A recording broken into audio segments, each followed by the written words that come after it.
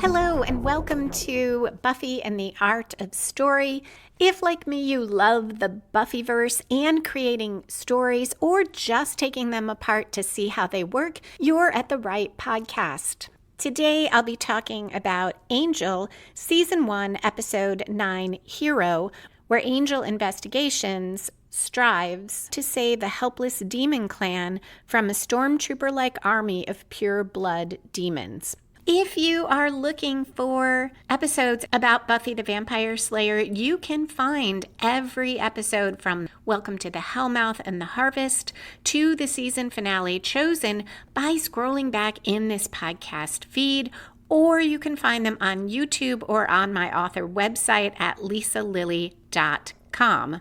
And there's more bonus Buffy content for members of my Patreon community at patreon.com/LisaMLilly. That's patreon.com/LISA, M as in Marie, LILLY. And I am Lisa M. Lilly, author of supernatural thrillers, traditional detective mysteries, and the Writing as a Second Career books for fiction writers. Along with a recap of Hero, I'll talk about foreshadowing, bookends, themes that resonate even more today than when the episode aired, the deeply compelling character arcs for Doyle and Cordelia, and my episode rating on a scale of 0 to 10. As always, there will be no spoilers for Angel, but I may refer to all of Buffy the Vampire Slayer, so if you haven't watched that whole series, proceed with caution. Okay, let's dive into the Hellmouth, or maybe just Los Angeles. Hero aired the first time on November 30, 1999. It was written by Tim Minear and Howard Gordon and directed by Tucker Gates. If you are watching on Disney Plus, as I am, the previously on includes the Oracle's last week talking about the end of days and Soldiers of Darkness coming. It also includes Cordelia and Doyle gradually becoming closer. This episode starts with a voiceover by Cordelia. We see a nighttime shot of Los Angeles. It looks really beautiful with the lights strung out.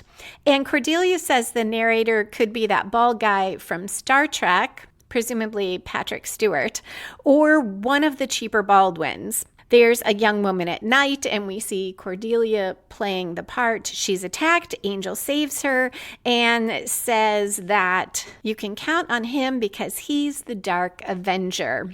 And now we get some opening conflict after the fun of the ad because Angel gets into the elevator, questioning being called the Dark Avenger in Cordelia's imagining of their ad. Cordelia argues they need to produce an ad. They need business and asks what happens. Buffy blows into town and Angel goes into a funk and the whole business is supposed to tank.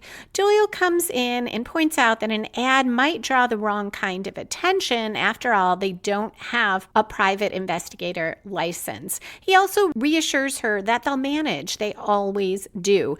This is a sort of light bulb moment for Cordelia, and she says Angel is all wrong for the ad. They need someone average, ordinary, run-of-the-mill, like Doyle. He resists, but she argues that Angel's only happy when he's fighting evil. Quote, so let's drum up some, end quote, and we go to credits. On return, Doyle is in front of Cordelia's video camera. He's clearly uncomfortable, and he says, our rats are low, and she says, rates. And he tells her it's on the card wrong, and we see that he's reading off these giant cue cards she wrote out in marker. He goes on that the rates are low, their standards are high, and when the chips are down, don't lose hope. Come to their office, there are real heroes there. And he ends by saying, that's it? Am I done? Cordelia is not sure. She's getting less ordinary guy and more weasel. Then she apologizes for saying that about Doyle. She is just feeling a little hopeless with all of Angel's nonprofit brooding. So Doyle goes down to talk to Angel. He is in his apartment boxing a punching bag. After some prompting, Angel finally confides that Buffy was there for more than a few minutes, because that's all Cordelia and Doyle know. They saw her come in, have a few words with Angel, and leave. Like Buffy and everyone but Angel, that entire day did not happen for them. Rather than Angel just telling Doyle everything, there is conflict in their dialogue, because Doyle realistically keeps saying that didn't happen, and he starts to be convinced when Angel asks why Doyle never told him about the oracles. At the end, Doyle is amazed that Angel asked to be turned back into a vampire with a soul. He had everything he wanted. Angel wonders if maybe he did the wrong thing, but Doyle says Angel is a real hero, just like Cordelia says, and Doyle adds that he, Doyle, would never have done that, and Angel responds, "You never know your strength until you've been tested." Doyle is not convinced. He still hasn't even gotten the courage to ask Cordelia out, let alone tell her he's half demon. Angel shares what the oracle said about the soldiers of darkness ushering in the end of days, and he feels something bad is coming. The scene cuts to Cordelia and Doyle sitting on the stairs near the office eating sandwiches. And Cordelia says Angel started the day over. So that's a great way to avoid Doyle telling her everything we just heard Angel tell him, having that cut to the end of that conversation, or at least the end of Doyle telling the backstory. Cordelia says that Angel should have told them they can't keep secrets from one another. Doyle agrees, adding that his marriage to Harry would have been better if he'd been more open with her. Cordelia seems pleased when he says that he won't be seeing Harry too much. They both need to move on. And he adds that if he wants a lasting relationship, he needs to put some cards on the table. He's about to tell her about being half demon, but a vision hits him. He sees demon kids in hiding. When he's recovered enough to speak, Cordelia asks if it looked like whoever he saw could afford to pay. That was the story spark or inciting incident that got the main plot about Doyle and the Lister demons, who we'll meet in a bit, going. The next scene, there's the sound of marching boots. Very dark, shadowy soldiers go by as a girl and then a boy demon scramble out of the way. We cut to Doyle and Angel. Using flashlights, they're searching a dark building. There are signs that someone was just there, but it appears deserted now until Angel opens a trapdoor in the floor. A demon family huddles inside. These are Lister demons. And once they're convinced that Doyle and Angel really are there to help, the father tells them that they gave all their money to a man who promised them passage on a boat to an island where their kind found sanctuary. Now, they don't know what to do, but the dad thinks Angel must be the promised one, who it's foretold in the final days will save them from the scourge. The son, Reef, is not impressed with Angel or with this story. Angel doubts that he's the promised one too, but the dad says the prophecies are clear. Separately, Doyle tells Angel the scourge is death, and we go to a commercial, so a great hook there. When we come back, Doyle is in a dimly lit apartment. He grabs a baseball bat when he hears something, and he is startled by a bracken demon. It has all its spikes out on its face, so this is a demon much like Doyle, but who cannot appear as human. The bracken says he and his people need help. The scourge is coming for them. We cut back to Doyle explaining to Angel that the scourge are pureblood demons. They hunt mixed race demons like Doyle and Angel. Angel asks why no one fights, and Doyle says they do, but they end up dead. Angel says it's hard to fight fanatics. In another flashback, the bracken says he's not asking Doyle to fight, just to help them hide. But Doyle tells him he's got the wrong guy. Doyle is not one of them. He was raised human, and he's not looking to explore his roots. He's also not dying to take chances. It seems to him the people who help anyone against the scourge get killed. The Bracken demon tells him if Doyle doesn't see them as family, as common family, he should realize they still have a common enemy. In the present, Doyle confesses to Angel that he failed to help. It was too much for him. He had only just learned that he was half demon. He had his first vision soon after, and he saw Bracken demons slaughtered. He went to the place to see if it was real, and it was. There was blood and bodies everywhere. Doyle tells Angel that if the scourge is after them, the Lister demons need more than a mythic promised one. Angel says they won't need more because Angel investigations will help them escape. The scene cuts to Cordelia alone. She's come into that building to look for Angel. When a couple of the Lister demons appear, she pulls out what she says is demon repellent and sprays it, and one of the demons says, wintergreen. It is just breath spray. Doyle appears to explain to her that they are helping the Listers. Cordelia's really taken aback. Aren't they supposed to battle the forces of darkness, not help them? Doyle tells them these demons are half human, and she needs to go to the harbor to talk to a captain who owes Angel money. Ask him for passage for the demons instead. And Cordelia responds, so we're sending them on a cruise and we're paying for it? But she becomes serious when Doyle explains what's going on. Angel cajoles, or really threatens, a human into forging documents that say the ship is transporting dangerous medical waste and can't be boarded. Back at the hideout, the Lister demon father worries when his son Reef takes off. The daughter tells them Reef won't be back. He didn't want to stay and get killed with the rest of them.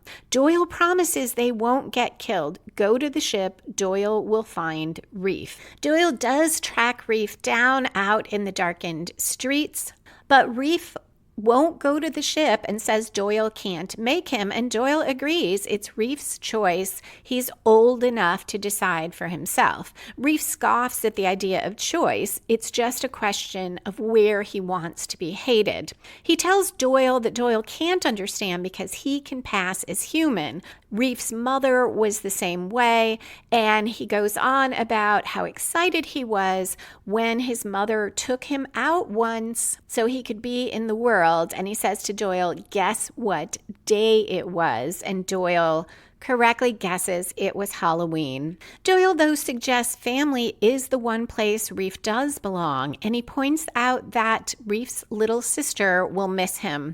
But Reef is frustrated. He says it's always like this. There's always a different promised one, and his dad keeps falling for it, and it never works. Doyle agrees that he doesn't know if Angel is this mythic promised one, but Angel is a real hero, whether you call him the promised one or the Dark Avenger or whatever.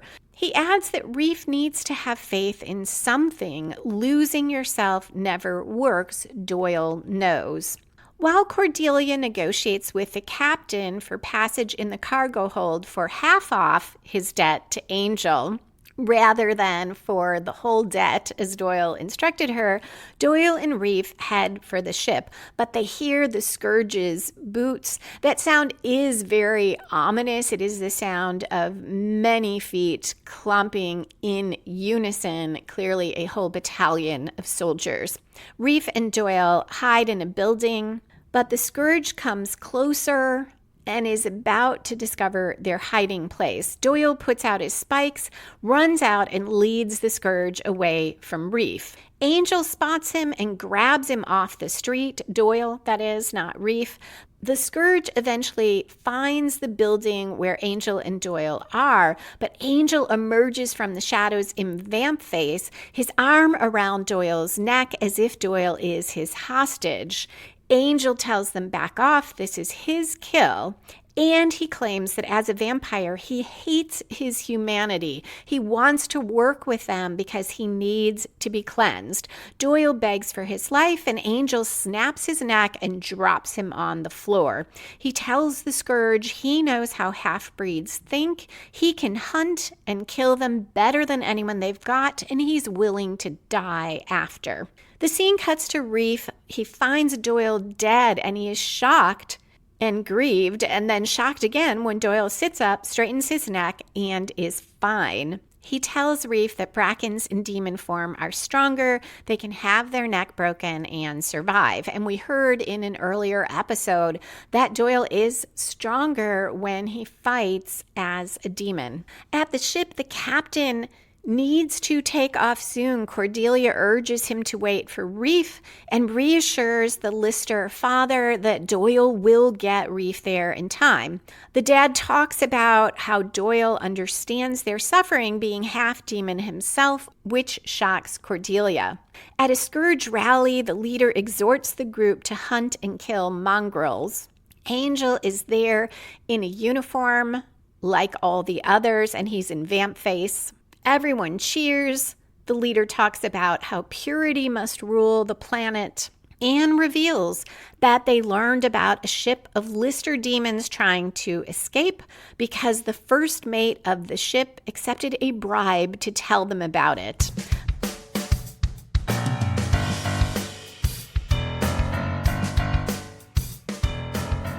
I recently started revising my latest QC Davis mystery, The Desperate Man. If you would like to try out the series, which features a smart, driven, and kind female investigator/attorney who solves crimes, you can download for free the novella in the series No Good Plays. Just go to lisalilly.com/no-good-plays.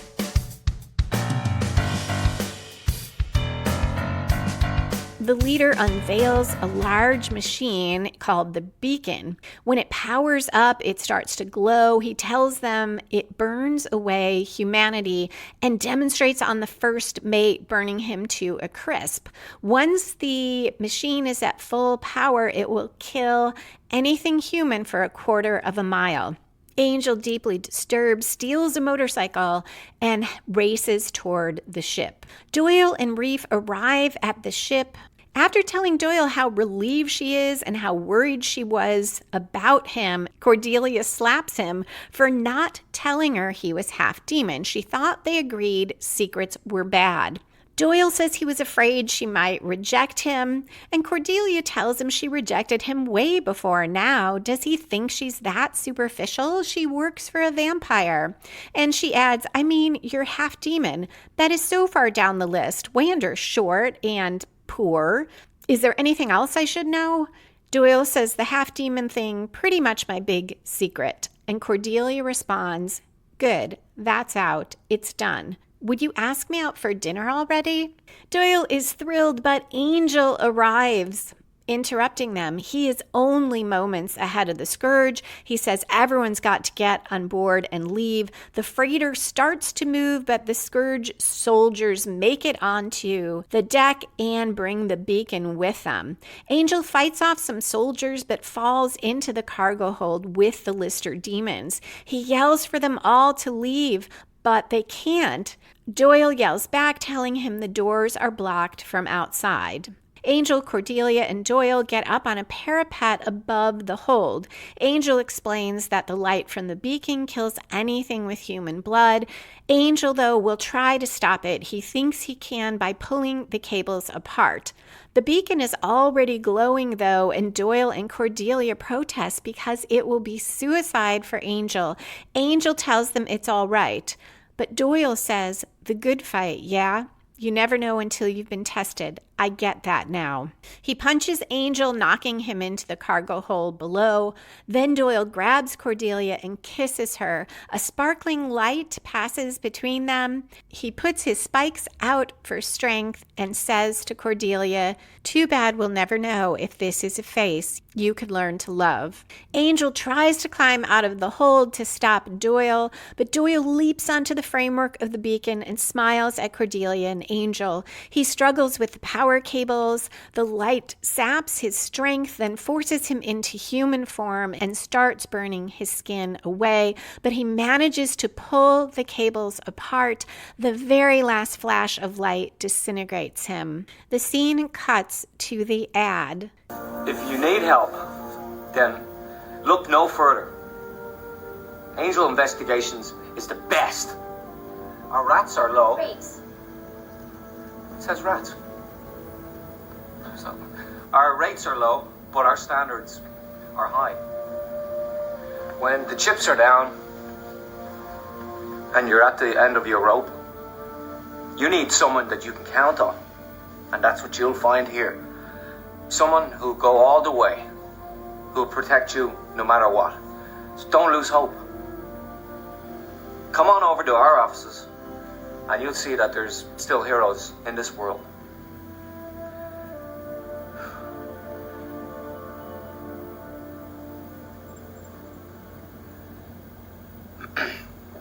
Is that it? We see that Angel and Cordelia are watching the tape in the office. On the screen, Doyle says, Am I done?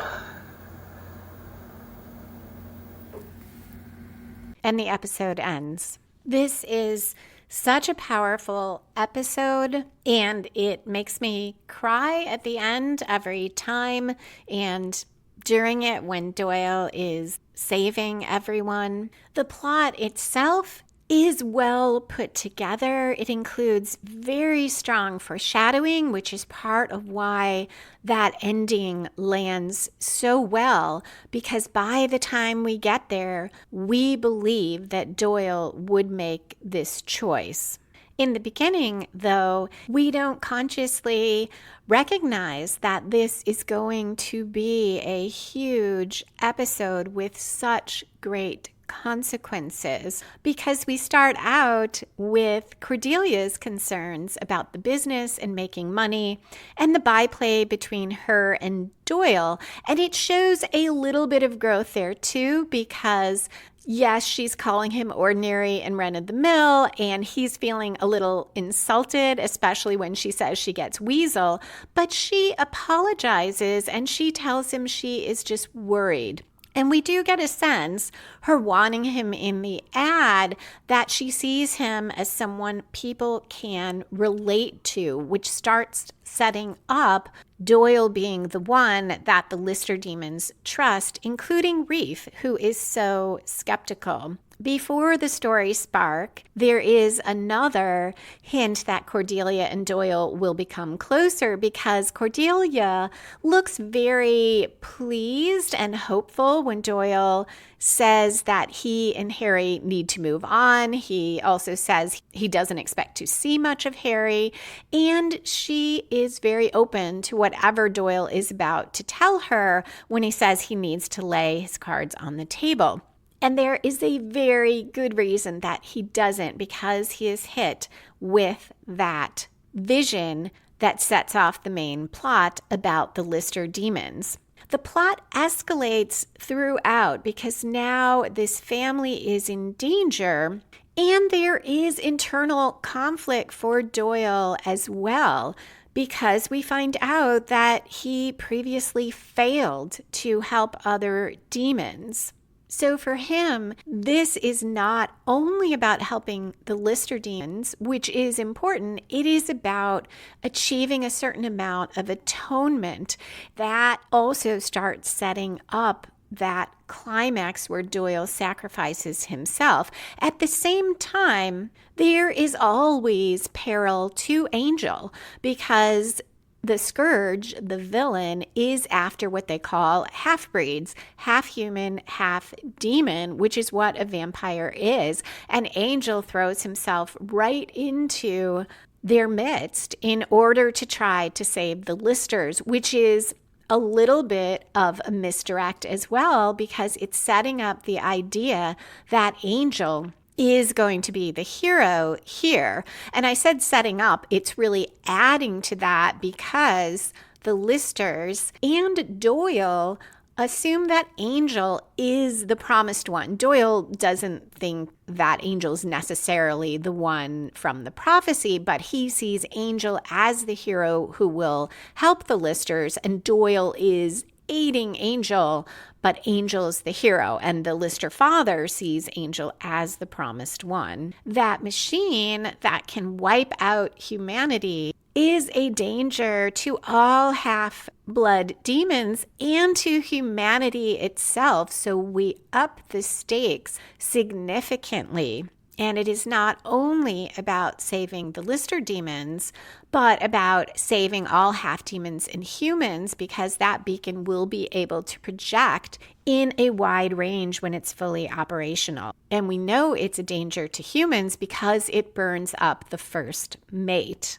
The climax is so strong because we built up to it so well, seeing flashbacks about Doyle's past, knowing that he regrets not helping the Bracken demons. So despite a little bit of surprise that Angel's not the hero that he was somewhat set up to be, it is fitting that Doyle is going to be the hero, but we are surprised that it will come at a cost of Doyle's life, especially when in the beginning he said he would not do what Angel did. He would not give back his human happiness to save the world. There is also a strong subplot here between Cordelia and Doyle. As Doyle moves toward telling her his secret, she is wanting to get involved with him. She gets past his revelation, or actually the Lister demon's revelation that Doyle is half demon. She gets past her anger that Doyle didn't tell her, and they are going to be together. And then Doyle sacrifices himself. It is a classic and heartbreaking Joss Whedon twist where you give the characters what they want at the worst possible time. Doyle finally is going to go out with Cordelia. Cordelia has come to appreciate Doyle, and Doyle is ripped away. And that is what makes the falling action even more devastating than if we didn't have that. Either way, Doyle sacrificing himself would be huge, but now we see it not just as the audience, but also through Cordelia's eyes and the loss that she suffers. Often, I don't enjoy flashbacks in books or television or movies because often they are used as a way to fill in backstory.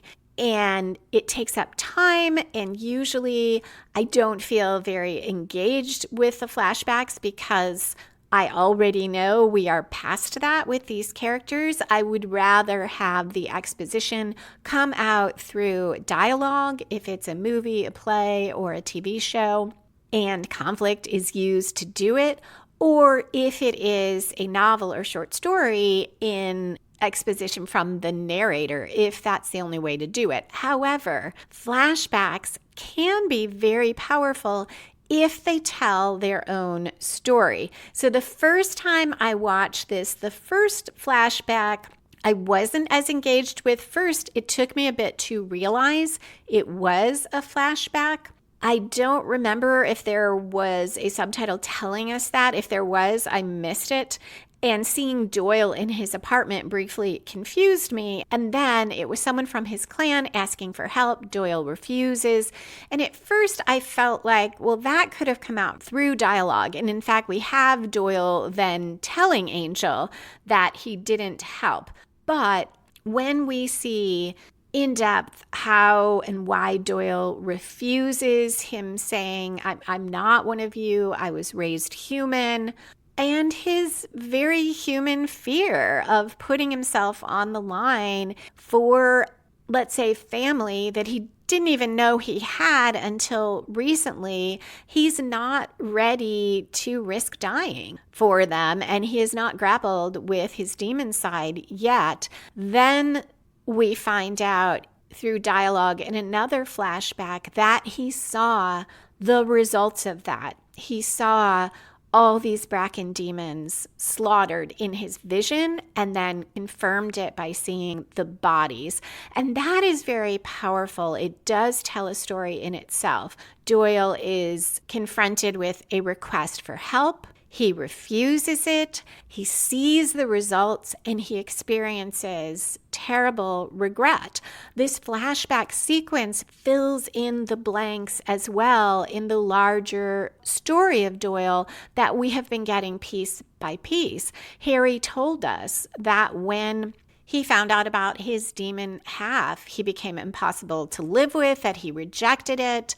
It's why she left, not because he was half demon, but because he couldn't handle it or refused to grapple with it. And we learned from Harry that Doyle was far different before that. He was sort of wonderkind. He had his teaching certificate at 19 years old. He volunteered at the soup kitchen. He was this amazing guy. Yet when we meet him about 4 years later, he is living in a rundown apartment. He owes money to all different people. He seems very shady. And he does say to Angel, we all have things to atone for, but we don't know what they are with Doyle. And now we do. And we know the price that he paid for not helping, the regret that he felt, and that he felt unworthy to have a good life anymore. And he started on that path to redemption probably by helping Angel and then by wanting Harry to be happy by stepping out of her way and giving his consent to the marriage and bachelor party. Obviously, it turned out that wasn't a good thing, but it was good that Doyle reached the point that he could do that. And now he is finishing that arc in this episode. So those flashbacks are very powerful. Moving on to the episode themes, as the flashback sequences and the ways they fit into Doyle's overall arc show, there are a lot of themes about fear, acting out of fear, the failure to act because you feel afraid, how that haunts you and the effect it has on you, as well as the dangers of, I'll say, self-hatred, because Doyle has not grappled with how he feels about his demon half. He is embarrassed about it. We see that persisting when he fights as human, despite being stronger as a demon. He does not like to appear as a demon. It has taken him all this time, and he has not told Cordelia that he is half demon. And he says to her he was afraid she'd reject him. But equally as much, Doyle had disowned that part of himself or couldn't quite accept it. So all of those themes are there, and they're echoed by Angel when he's trying to get in with the Scourge, saying, I hate my humanity. I need to be cleansed. He is acting as if he is Angelus, but it is the mirror of how Doyle feels about his demon half, and perhaps how Angel feels about his vampire half. We have seen that he did not like Buffy to have to see him in vamp face, that he feels Cordelia and Doyle judge him when he goes into vamp face. So Angel has that as well. There are very clear themes about racism, the dangers of this pureblood philosophy, and it was difficult to watch this episode. Now, I live in Chicago, and while my small neighborhood has not been subject to federal agents or ICE agents storming through, one of my nieces was in a neighborhood where ICE threw tear gas out the windows, and she was a couple blocks away, so she just felt like she got something in her eyes. But when she went closer to see if she could help, she said people were retching on the streets from having been tear gassed, people who just happened to be walking by. So when I saw this episode originally, it felt almost not cartoony because the scourge imagery is deeply disturbing, but it felt a little too mustache twirling villain. It felt not as interesting because there were no real layers with the scourge. There's no nuance. There's no motivation beyond being awful and being racist. It's an obvious reference to the Nazis. And just to clarify, I am not saying that if federal agents are enforcing the law in the appropriate way and following due process and treating people as they are supposed to do, I am not saying they're racists for enforcing immigration laws. I may disagree with the policy, but that is something that the legislature has to change. But the reports that I hear, not just on TV, show me that some of these agents are not acting appropriately. And it is truly scary when at the same time we have leaders who are comfortable with rhetoric that is also reminiscent of Nazi Germany. Deeply disturbing, and it gave me a different take on this episode.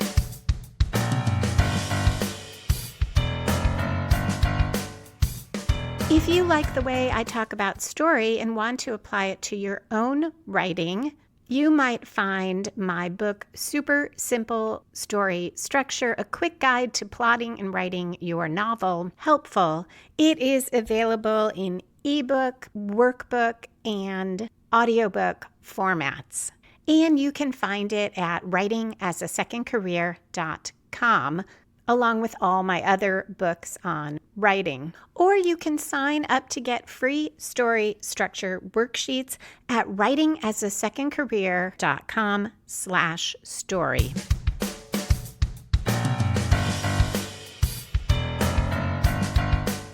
The other echoes in the episode of Nazi Germany and the Holocaust are that Doyle refuses to help the Brackens who come to him, and the Bracken says, if you don't think we're common family, you have to see that we have a common enemy. So there is that idea of, I didn't help because they didn't come for me. Doyle can pass as human. They're not coming for him.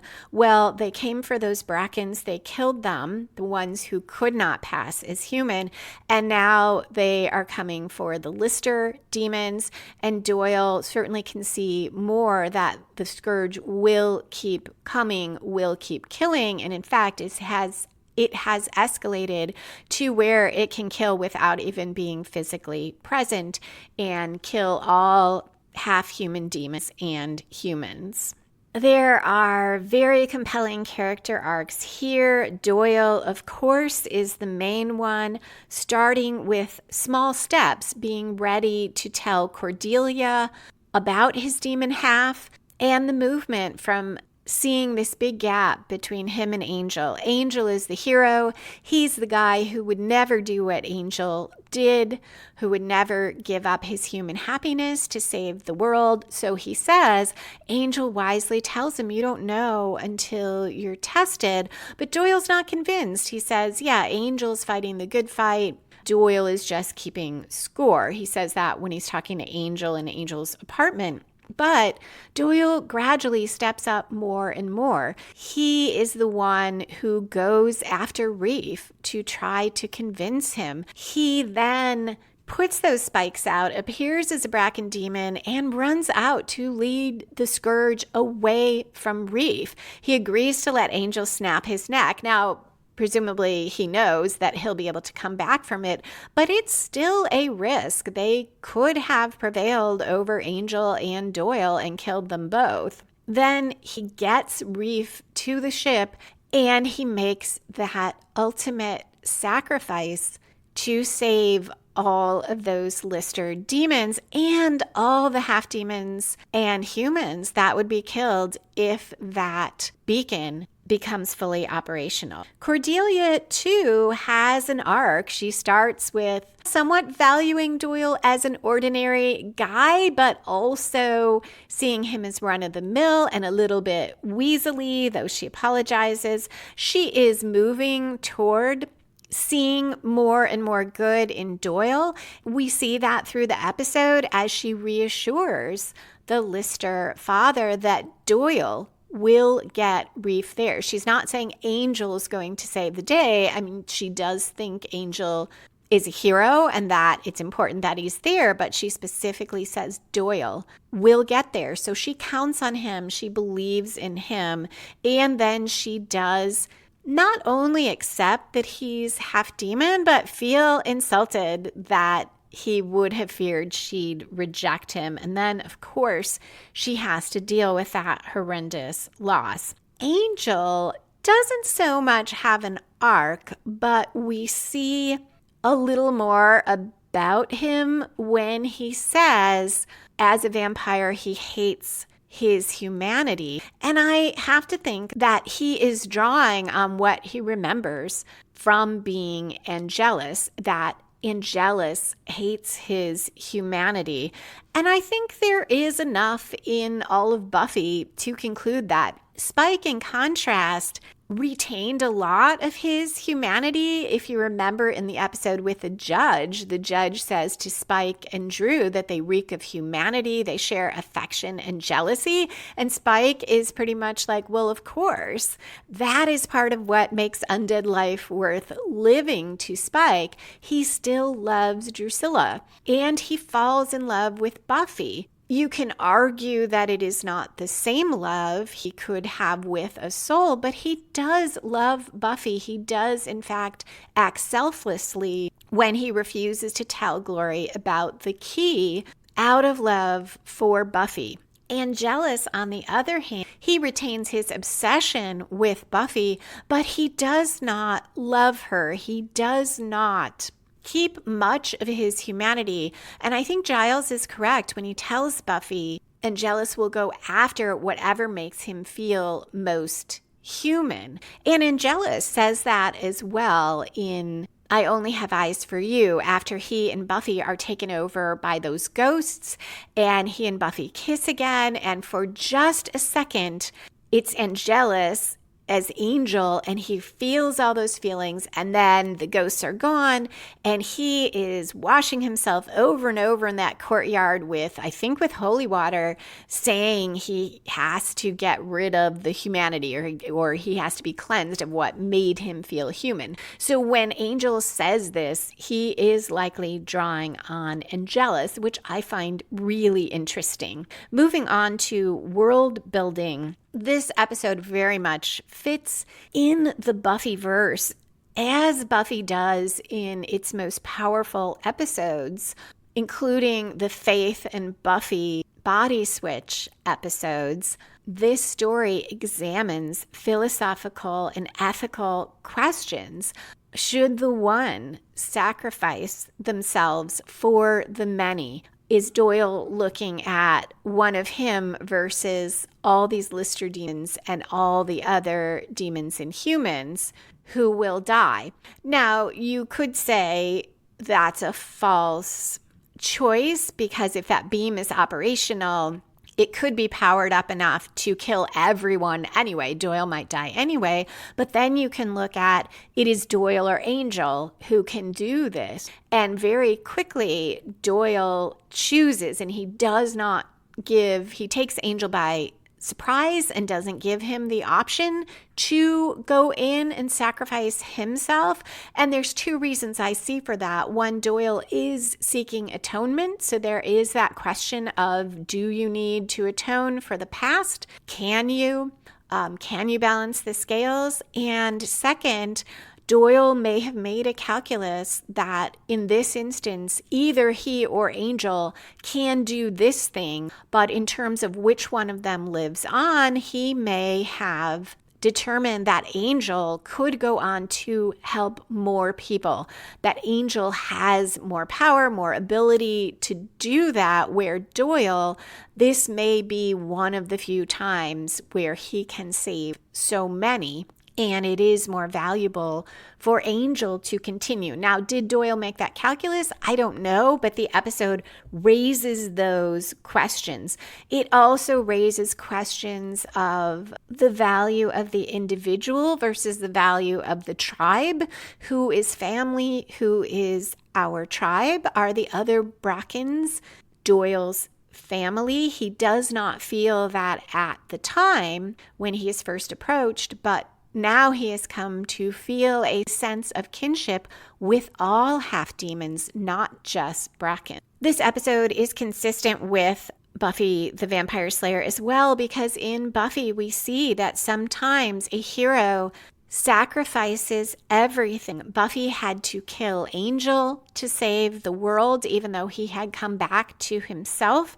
She died twice, once in Prophecy Girl and once in The Gift, to save the world, or try to in Prophecy Girl. So there are great costs for heroes, and there are heart-wrenching choices. Cordelia's arc as well is consistent with Buffy the Vampire Slayer. Through the first 3 seasons of that show, we saw Cordelia go from seeming like a sort of generic mean girl to a mean girl we knew better, who had some humor and layers, to someone who, while still self-centered at times, did want to help. And what stands out to me is in the Dark Ages, when Giles is in trouble, this is the one with the Mark of Igon, Buffy is telling Xander what to work on, Willow what to work on, and Cordelia stands up ready for her assignment, and Buffy is a little confused, and Cordelia says something like, well, I care about Giles too. She turns into someone who wants to help and joins the team. And then, of course, in Angel, we see that progression continuing. Finally, what is my rating on a scale from 0 to 10, with 10 being my favorite Buffy episodes, like This Year's Girl and Who Are You?, the Faith Buffy 2-part story, and around 3.5 being my least favorite Buffy, like Where the Wild Things Are. I talked about all the good things of this episode, everything that worked for me. The one downside I mentioned is that the Scourge is a bit heavy-handed and on the nose with the Nazi imagery. It did have more resonance with me now. At the same time, I do still find it a bit on the nose, and I found it a little bit of a stretch to think that the Scourge, maybe it wasn't too much of a stretch that they accepted Angel's help, but when they wheel out that beacon and burn up the first mate, one, it seemed like Angel was close enough that it would have burned him up as well, being half human, and it seemed odd that they did not pick up sooner that Angel was taking off to go warn someone. Now, they were right behind him, but it seemed a little bit too easy for Angel to get away from them. You would think they would suspect that seeing the beacon, he might change his mind, at the very least, about joining them. On the other hand, Doyle's sacrifice, the emotional toll for Cordelia and for Angel, the entire arc for Doyle, all of that is so powerful and so strong that it really overrides any issues with the Scourge as the villain here. So for all of those reasons, I give Hero a 9.5. I would love to hear your thoughts about Hero, both if you rewatched it now, what you thought the first time you saw it. So please feel free to share. You can email me at buffystorypod@gmail.com, comment on Patreon or on YouTube. Thank you so much for listening, and a special thank you to those patrons who support the podcast. Come back next time for Angel Season 1, Episode 10, Parting Gifts, where Angel and Cordelia, still struggling to deal with their grief, join forces with an old friend to track a demon bounty hunter. You can find back episodes of Buffy and the Art of Story, as well as the Buffy and the Art of Story books and all my fiction at lisalilly.com. To support the podcast, hear extra bonus content, and get each regular episode a few days early, join the Patreon community at patreon.com/LisaMLilly. That's Lisa, M as in Marie, Lilly. Music for this episode was written and performed by Robert Newcastle. Buffy and the Art of Story is a production of Spiny Woman LLC. Copyright 2025. All rights reserved.